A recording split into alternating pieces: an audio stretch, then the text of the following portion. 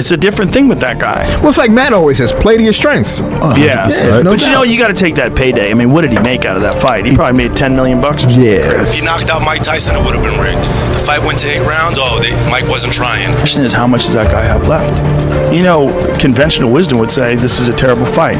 Conventional wisdom would say there's a 28-year-old with knockout power, just knocked out Mike Perry. Joe Rogan weighed in on the controversy surrounding the Jake Paul versus Mike Tyson fight, addressing claims that the match was scripted. Joe Rogan, renowned UFC commentator and podcast host, expressed his admiration for Jake Paul's strategic approach to the boxing business. He remarked, "It's a different thing with that guy, and you know you got to take that payday. I mean, what did he make out of that fight? He made millions." Logan highlighted Jake's ability to create lucrative opportunities through high-profile fights regardless of his status as a YouTuber turned boxer. According to Rogan, Jake Paul has an innate understanding of the entertainment aspect of boxing, blending spectacle and skill to maximize earnings. His fights attract millions of viewers, bringing both revenue and attention to the sport. Rogan's perspective emphasized that while some critics dismiss Jake due to his background, his entrepreneurial mindset sets him apart. By taking on legends like Mike Tyson, Jake not only secures massive paydays, but also ensures his place in the spotlight, maintaining relevance in both boxing. Rogan further elaborated on how Jake Paul consistently chooses opponents who are legends or physically larger than him, showcasing his calculated risk-taking in fight selection. This approach, Rogan explained, garners widespread attention and ensures that Jake's fights remain headline-worthy. He acknowledged that Jake's opponents' fighters like Mike Tyson represent iconic figures in the sport, adding a layer of intrigue to every match. Rogan's praise also extended to Jake's ability to handle the pressure that comes with facing such prominent adversaries. While some purists criticized Jake's boxing credentials, Rogan countered that his performance and willingness to face such challenges should not be dismissed. He's real fast, he's young, he's athletic, he's bold as He's a good boxer. He's a very good boxer. People don't want to give him his credit because he's a YouTuber and all that Anybody who knocks out Tyron Woodley with one punch can crack. Yeah. Anybody that can move the way that dude moves and have a fight with Tommy Fury, who's a world-class boxer, and he lost that fight, but it was a very good fight. He's a good fighter, a real good fighter. And he's actually training. Like, he's getting better. People are just, like, sleeping on him just because, like you said, he's a YouTuber. Jake Paul's victory over Mike Tyson marked a significant milestone in his boxing career, improving his professional record to an impressive 1-1-1. This win extends Paul's streak to 5 consecutive victories since his only loss to Tommy Fury in 2023, solidifying his reputation as a serious contender in the sport. Paul's ability to maintain such consistency despite persistent skepticism about his legitimacy as a boxer continues to fuel debate among fans and analysts. His win over Tyson, a living legend, further bolsters his career trajectory and marketability, keeping him in the spotlight of the boxing world. For Mike Tyson, the fight represented a long-awaited return to professional boxing, marking his first sanctioned bout since 2005. Expectations were sky-high as fans hoped to see glimpses of the ferocity that defined Tyson's prime. However, the event has since been overshadowed by allegations of scripting and pre-arranged outcomes. While Tyson's performance was widely respected given his age and time away from the ring, critics argue that the fight's authenticity was compromised. These controversies have sparked broader discussions about the evolving nature of high-profile boxing events as the lines between sport and entertainment blur. Tyson's legacy remains intact, but this return to the ring may leave mixed impressions for his most ardent fans. But I'm like, he just beat Mike Perry, who was killing it in bare knuckle boxing. Yeah, he was like on top, but I don't want to give credit. It would have been interesting to see him fight Mike Perry bare knuckle, though. Oh, that changes everything. That changes everything. Jake Paul responded to the wave of drama and controversy surrounding his victory over Mike Tyson, explaining that his performance was influenced by Tyson's defensive strategy. In a post-fight interview, Jake said, "I tried to give the best fight, but someone was just surviving in the ring. That's why he couldn't engage Mike Tyson and couldn't make the fight interesting." This remark seemed to address accusations that the bout was rigged or lacked genuine competitiveness. Jake expressed frustration that the fight's narrative had shifted from his win to allegations of foul play, highlighting how Tyson's cautious approach impacted the pacing and dynamics of the match. According to Jake, his inability to engage Tyson more aggressively stemmed from the legend's defensive tactics, which made it challenging to deliver the explosive exchanges fans had anticipated. Jake defended his performance, emphasizing that he entered the fight with a genuine intent to entertain and showcase his boxing skills. By attributing the slower pace of the fight to Tyson's survival strategy, Jake aimed to redirect criticism, suggesting that the fight's lack of excitement was beyond his control. His comments revealed his awareness of the public's expectations and the scrutiny he faces as both a fighter and an entertainer. Reaction on social media isn't too great about the fight in general. Your reaction to that at all? Yeah, man, thank you for everyone tuning in and coming. And, you know, I tried to give the fight the best fight I possibly could. But when someone's just surviving in the ring, basically, it's hard to make it exciting.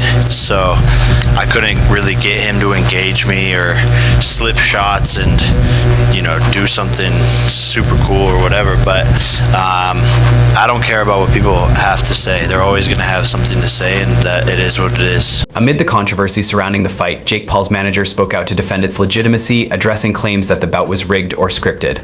He argued that fans' reactions were heavily influenced by their admiration for Mike Tyson, stating, "People should be only happy if Mike had knocked out Jake Paul, because Mike Tyson is the legend." This sentiment underscored the emotional investment many fans have in Tyson's legacy, which may have fueled accusations of foul play following Jake's victory. The manager suggested that some fans were unwilling to accept the outcome simply because they did not want to see Tyson lose to a younger, less experienced opponent. The manager further highlighted the inherent bias in the narrative surrounding the fight, explaining that many viewers entered the event with preconceived notions about Jake Paul. He argued that the widespread belief that the fight was rigged stemmed from an unwillingness to accept Jake as a legitimate competitor. This bias, according to the manager, undermined the credibility of Jake's win and overshadowed his efforts in the ring. He criticized the double standards applied to Jake, pointing out that if Tyson had won, the same fans accusing the fight of being rigged would likely have celebrated it without question. In defending the fight's integrity, the manager also emphasized the professionalism of both Jake and Tyson, noting that they both trained rigorously and approached the fight with seriousness. He rejected the notion that the match was scripted, calling the accusations unfair and disrespectful to both fighters. By highlighting the hard work and preparation that went into the bout, the manager sought to shift the conversation from controversy to recognition of Jake's achievement. He concluded by reiterating that the backlash was less about the fight itself and more about fans' attachment to Tyson as a beloved figure in boxing history. It was an unbelievable display between a 58-year-old legend and a 27-year-old relatively young boxer. And he actually outboxed the boxer. Jake Paul outboxed Mike Tyson like he said he was going to do. Did you not? Like every single round. No, and yeah, that, like, what do people say? Like, I told everyone what I was going to do is to give him a boxing lesson. Jake Paul has undeniably managed to get the entire world talking about his fight against Mike Tyson, proving once again that he is a master of creating buzz. This fight, while controversial, was a brilliant business move that elevated Jake's brand and cemented his status as a prominent figure in both boxing and entertainment. By orchestrating such a high-profile event, Jake demonstrated his ability to captivate global audiences, leveraging his influence to dominate conversations across social media, news outlets, and sports circles. As critics and fans alike continue to debate the fight's legitimacy, Jake has successfully achieved what few can, keeping everyone talking about him. One of the remarkable aspects of Jake Paul's business strategy is his knack for turning every move into a marketing spectacle.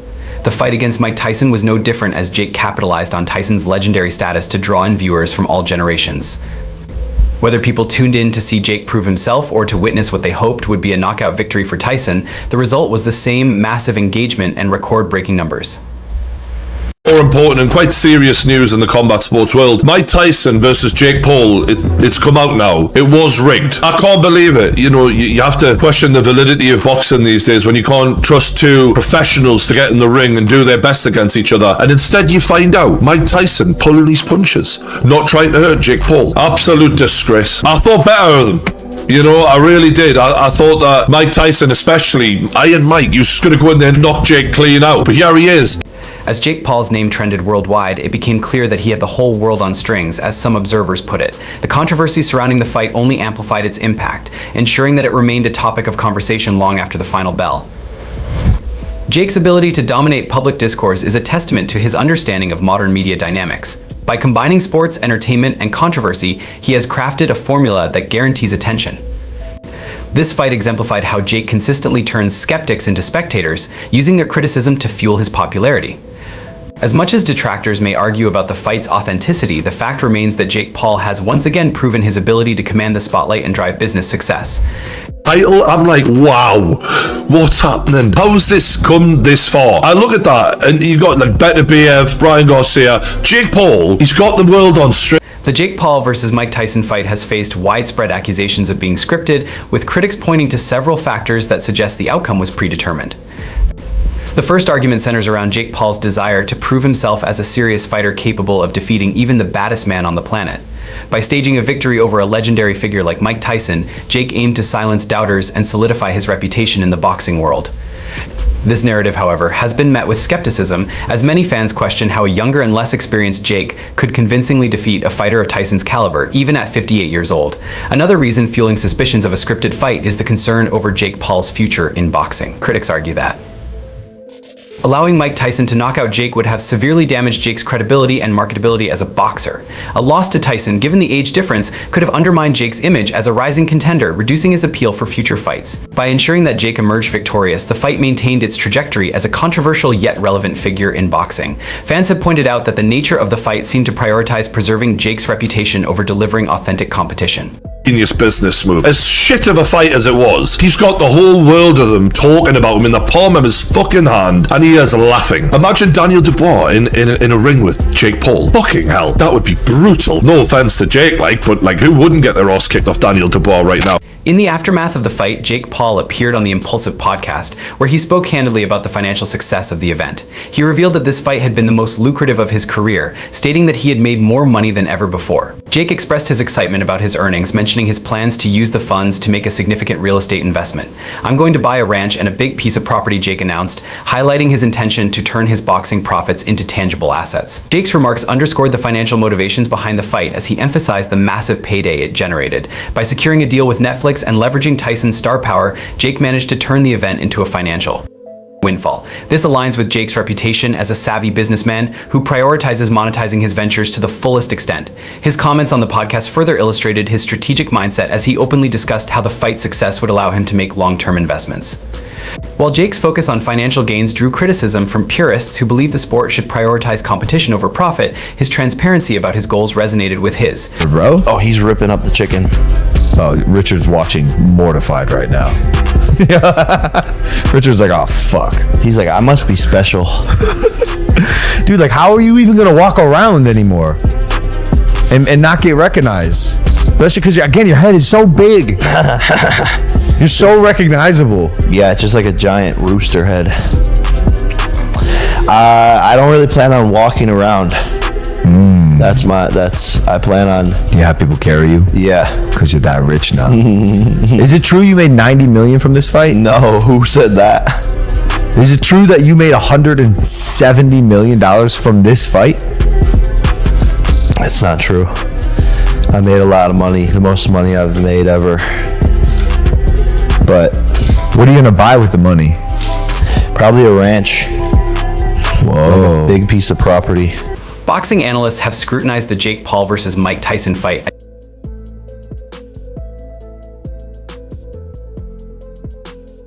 to be fake. Participants often use subtle gestures to signal their condition or coordinate their moves during the fight.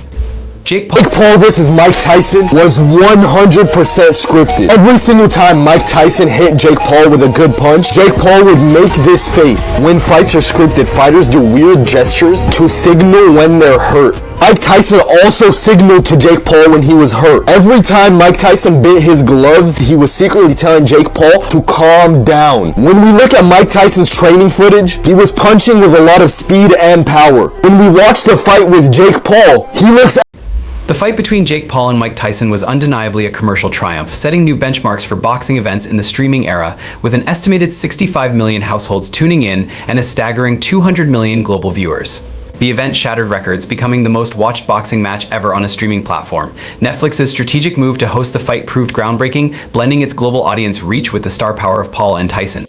This combination attracted a diverse viewership, ranging from casual fans intrigued by the spectacle to boxing purists curious about the generational clash. The event's success highlighted the changing dynamics of how audiences consume sports entertainment by streaming. The fight also gained traction across social media, with real-time discussions amplifying its visibility and drawing even more attention to the event. This success not only cemented Jake Paul's status as a marketable figure in the boxing world, but also showed the viability of hybrid sports entertainment events in the digital age. Ultimately, the fight's monumental reach underscored its cultural and commercial impact, setting a high bar for future streaming-based sporting events. rushes to get the knockout, but not in this fight because Jake Paul was signaling him to calm down. Mike Tyson knew that this fight was scripted. The first fight commentator said, "I wonder why Mike Tyson keeps biting his glove." The second fight commentator responded, "I've seen Tyson do this in all his previous fights. I can tell you 100% Mike Tyson has never bit his glove in any of his previous fights. It even looks like he's trying to send a secret message by biting his." After the fight, Mike Tyson was asked whether his performance was impacted by a mouthpiece issue or problems with his gloves. Tyson responded by saying, "I have a habit of biting my gloves when I fight," acknowledging that it was a personal quirk rather than an equipment malfunction. Tyson, who was wearing a knee brace during the match, did not take an aggressive approach, especially after the third round when he absorbed some strong punches. By the final round, Tyson revealed that he had been dealing with a leg injury, but made it clear that he didn't want to use that as an excuse for his performance. In a candid moment, Tyson stated, "Yeah, but I can't use that as an excuse. If I did, I wouldn't be in here. I knew he was a good fighter. He was prepared, and I came to fight. I didn't prove anything to anybody. Only to myself. I'm not one of those guys that live to please the world. I'm just happy." With what I can do, his words reflected a deeper mindset. One that emphasized personal satisfaction over external validation. Tyson's focus seemed to be more on his internal journey and the pursuit of self-improvement rather than trying to meet the expectations of others. This attitude could also be interpreted as a nod to Tyson's controversial past, particularly his 1997 rematch with Evander Holyfield, where Tyson was disqualified for biting Holyfield's ears. The incident marked a significant moment in his career. And Tyson's response after this recent fight may suggest a different perspective on the pressures he once faced in the ring. Meanwhile, Jake Paul, with a current record of 1-1-1, has hinted at a future fight with Mexican boxing champion Canelo Alvarez, indicating his continued aspirations in the sport of boxing. Proof that Mike Tyson fight was a rig. This is the contract that was stipulated, and in round 6, Tyson should have taken a fall. Listen to Jake Paul. At any point did you start to take your foot off the gas just a little bit because you knew he was tiring out? Yeah, definitely a bit. You know, I wanted to give the fans a show, but I didn't want to hurt someone that didn't need to be hurt.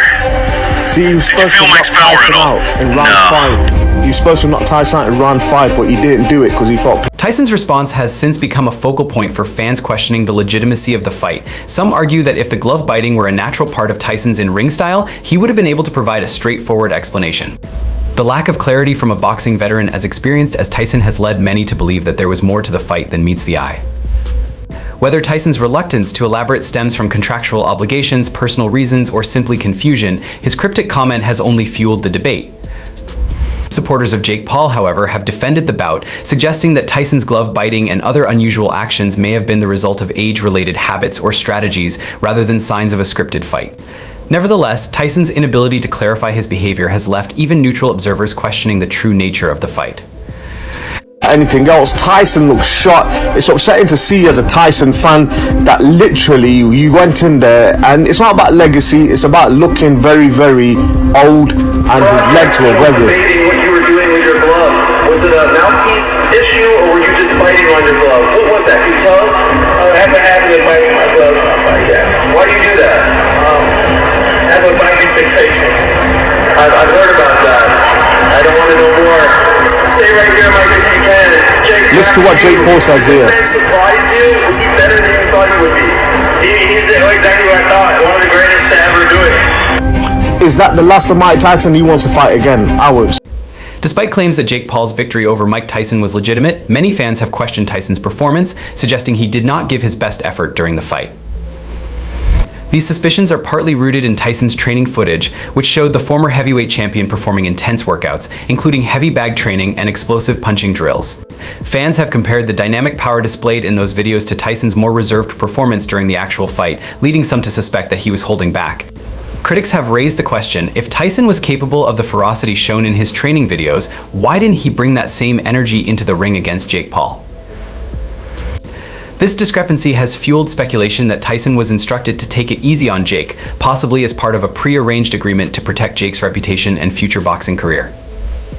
Tyson's more subdued approach during the fight contrasted sharply with the intensity he displayed in training, leaving fans wondering if they were watching a carefully controlled exhibition rather than a genuine competition. Like, come on now, I know he has like some underlying health issues like between his legs and shoulders or whatever the hell it was, but y'all saw the way he was training. y'all saw the way all these videos came out with like him doing this, that, and the other. But like, come on now. We all know that Tyson would have knocked his ass flat out if he really wanted to. We all know this. We all know. On the other hand, some have argued that Tyson's age and health issues likely played a role in his performance, suggesting that his subdued showing was not intentional but a reflection of his current physical condition. At 58 years old, Tyson's ability to perform at the same level as his prime years. His understandably diminished supporters of this view contend that the fight's outcome was less about scripting and more about Tyson's realistic limitations against a younger, more active Jake Paul. Still, for many fans, the gap between Tyson's training footage and his in-ring performance remains a lingering question, adding fuel to the ongoing debate. Play, but I don't know. I mean, come on now. He just sat there and just literally just watched Jake the entire time. He really didn't even, he swung a few times, like 18, I think it was, 18 hits or whatever. I really wasn't trying to, I don't know, I kind of just like stopped watching after Jake was like hugging him and all that shit like he's known for, but like, I don't know. That's it for today's video. Stay tuned until next time.